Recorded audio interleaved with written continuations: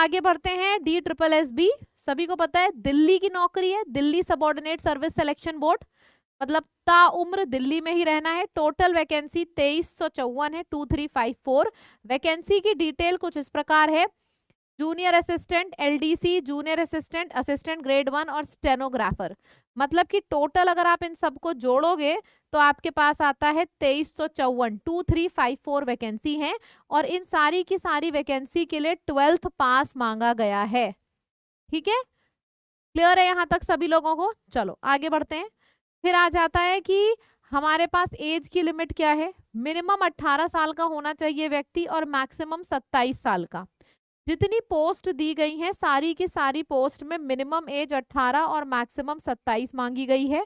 लेकिन junior stenographer की एक ऐसी पोस्ट है जिसमें मैक्सिमम एज 30 तक एलिजिबल माना गया है। ठीक है, बाकी DSSB में कोई भी जॉब हो आपको 12वीं पास मांगा गया है। मैं फिर से रिपीट करती हूँ। तो अभी तक हमने दो चीजें कवर करी हैं। नौकरी आपकी दिल्ली की है, दिल्ली से बाहर आपको जाना नहीं है, इससे बढ़िया खुशनुमा चीज कोई नहीं हो सकती है। बिना ट्रांसफर की नौकरी तो थोड़ी अपनी नौकरी जैसी लगती है ना, जैसे अपना बिजनेस चला रहे हैं, जहां मन चाहा वहां करेंगे, जितने दिन मन चाहा उतने दिन वहां रहेंगे। आप अपने मर्जी के मालिक हो, एक बार दिल्ली में सेटल हो गए लाइफ टाइम, क्योंकि दिल्ली सबऑर्डिनेट बोर्ड ही इसको नौकरी देता है। ठीक है, पहली चीज तो ये क्लियर है कि ट्रांसफर है ही नहीं, दिल्ली का दिल्ली में ही रहोगे। दूसरी चीज 2300 2350 लगभग इसमें वैकेंसी है, 2354। तीसरी चीज 12th पास मांगा गया है। चौथी चीज जो आपकी एज है वो मिनिमम 18 मैक्सिमम 27 होनी चाहिए। और अगर आप जूनियर स्टेनोग्राफर का दे रहे हो वहां पे मैक्सिमम एज 30 तक मांगी गई है। इतनी चीजें मेरे ख्याल से आप सबको क्लियर होगी। अब आ जाते हैं आगे। जो आपकी सैलरी है वो 19,200 से लेकर 81, मतलब ये रेंज है कि आप जैसे जैसे प्रमोट होते जाओगे आपकी सैलरी बढ़ती जाएगी।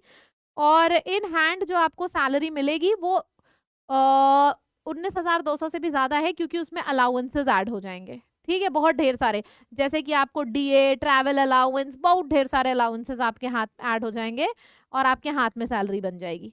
ठीक, अब आ जाती जॉब लोकेशन। हम ऑलरेडी कर चुके हैं, दिल्ली है। पेपर का पैटर्न क्या है ये बताना सबसे ज्यादा जरूरी अहम बात है। तो पेपर का पैटर्न सबसे पहले समझेंगे। 200 सवाल आते हैं, 200 सवाल, 200 सवाल आते हैं। हर सवाल हर सवाल सही करने पे 1 नंबर मिलते हैं और गलत करने पे माइनस होते हैं 0.25, मतलब नेगेटिव मार्किंग होती है। फिर से समझिएगा, 200 सवाल होते हैं, हर सवाल पे 1 नंबर मिलता है, यानी कि 200 सवाल 200 नंबर। और अगर कभी कोई सवाल गलत कर दिया तो माइनस कितना होता है? माइनस होता है 0.25। ठीक है, और 2 घंटे का आपका पेपर होता है। डिस्क्रिप्शन इसमें होता नहीं है, डिस्क्रिप्टिव राइटिंग नहीं होती है। ठीक है, अब क्या क्या आता है पेपर में? हिंदी भी आती है, इंग्लिश भी आती है, दोनों चीज आती है। मैंने ऐसा पहला विचित्र सा पेपर देखा है जिसमें इंग्लिश और हिंदी दोनों ही आती है, दोनों ही आपके एग्जाम में पूछी जाती है। जी हाँ, आप यहाँ पे देखो, जनरल अवेयरनेस आती है 35 नंबर की, रीजनिंग आती है 35 नंबर की, न्यूमेरिकल एबिलिटी मैथ्स 35 नंबर का, और हिंदी भी 35 की, इंग्लिश भी 35 की, मतलब 5 के 5 चीज 35 नंबर का आता है। English, Hindi, maths, GS, reasoning, 5 subject हैं और 5 के 5 35 नंबर के आते हैं। कंप्यूटर आता है 25 नंबर का। इन सबको आप जोड़ लोगे तो टोटल बनेंगे 200 सवाल, यानी कि 200 नंबर के। प्लस होता है 1 नंबर और माइनस होता है 0.25। इतना मेरे ख्याल से आप सब लोगों को क्लियर है, और डिस्क्रिप्टिव राइटिंग है नहीं। यहाँ तक आप सभी लोगों को क्लियर है?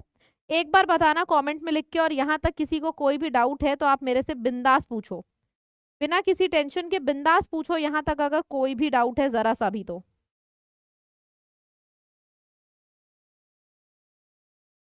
इसके बाद हम सिलेबस डिस्कस करेंगे और प्रीवियस ईयर के क्वेश्चन मैं आपको दिखाऊंगी, ताकि सबसे पहला इंपॉर्टेंट काम यह है कि आपको भरोसा होना चाहिए। सभी लोगों को ये भरोसा होना बहुत ज्यादा जरूरी है कि हम कर सकते हैं। हम 12वीं के स्टूडेंट हैं लेकिन फिर भी हम इसको कर सकते हैं। यहाँ तक मेरे ख्याल से सभी को क्लियर है। ठीक है, वोकैबुलरी CGL जैसी आएगी, ग्रामर क्या आएगा, वोकैबुलरी क्या आएगी। और कोई सवाल आपका? ठीक है, सैलरी, सैलरी मैंने ऑलरेडी बता रखी है, यहाँ पे फिर से आपको बता दे रही हूँ।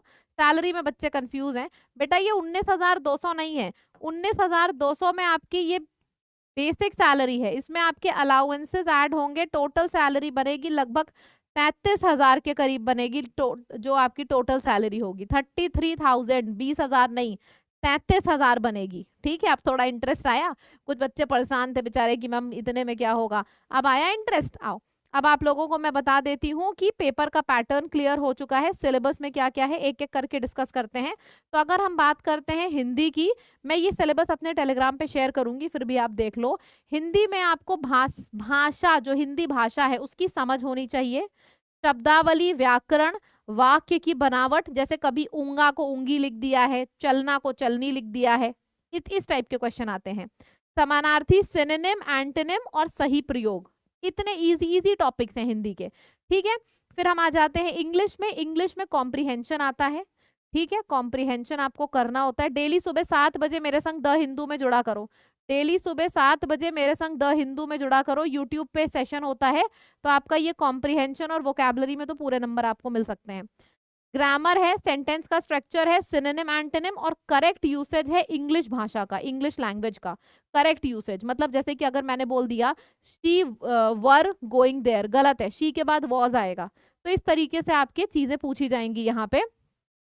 फिर बढ़ते हैं जीएस की तरफ। जीएस में करंट अफेयर, करंट अफेयर कर रहे हो ना, सुबह 8 बजे वाला सेशन बहुत है। करंट अफेयर पूछा जाता है, history, polity, sports, art and culture, geography, economics, everyday science. अब इसको ध्यान देना, यहाँ पे जनरल साइंस पूछी जाती है। 12वीं पास से आप बड़े बड़े साइंस के डिफिकल्ट क्वेश्चन नहीं, आप जनरल साइंस पूछते हो, बहुत ही बढ़िया क्वेश्चन होते हैं। अभी मैं आपको दिखाऊंगी प्रीवियस ईयर का क्वेश्चन। और नेशनल अवार्ड्स, ये सारी चीजें आपसे पूछी जाती हैं जनरल साइंस में। फिर रीजनिंग में, रीजनिंग में वही सेम सिलेबस है, यानी कि analogy, similarity, differences, space visualisation, problem solving, analysis, decision making, discrimination, observation. ये 3 4 आपके नए पॉइंट है, ये एसएससी में नहीं पूछे जाते हैं, ये न्यू पॉइंट है। Relationship, arithmetic reasoning, verbal and figure, arithmetic number series, non verbal reasoning. ठीक है, स्पेस विजुअलाइजेशन, ये भी एक नया पॉइंट है। बहुत प्यारे टॉपिक है ये, आपके सामने आते हैं ना, कुछ पेपर पे एक डायग्राम बना होता है, आपको दिखाना होता है कि अगर ये डायग्राम ऐसा बना है तो सेम उसका मिलता जुलता दूसरा डायग्राम क्या होगा। इस तरीके के क्वेश्चन होते हैं। ठीक है, रीजनिंग में। फिर आ जाता है न्यूमरल एबिलिटी, देख लो सामने, number system, simplification, DI, fraction, LCM, मतलब अरिथमेटिक चल रहा है आपका पूरे में अरिथमेटिक चल रहा है।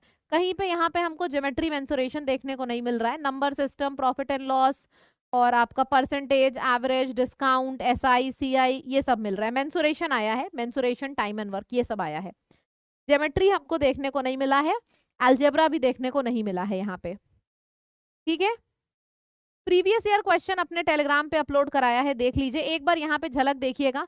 मैं क्यों कह रही हूँ कि हर 12वीं पास बच्चा इसको भर सकता है। और देखो, एग्जाम निकले चाहे ना निकले, लेकिन 12वीं पास व्यक्ति घर में जब नौकरी लेके बैठता है ना, तो उसकी जो ठाट होती है, आगे के एग्जाम आपके लाइंड अप होते हैं। समझ लो कि भाई हमारे बच्चे ने तो स्कूल निकलते ही पेपर निकाल लिया, ठाट हो जाते हैं। यार जरूर दो एग्जाम, अगर दम रखते हो एग्जाम निकालने का जरूर दो। और अगर आपके करियर की शुरुआत एग्जाम क्वालिफाई करके हो रही है, तो आपको आइडिया भी नहीं होगा कि आपका करियर कहाँ जाके रुकेगा। ये तो शुरुआत है, 12वीं पास अगर निकाल रहे हैं इसको तो।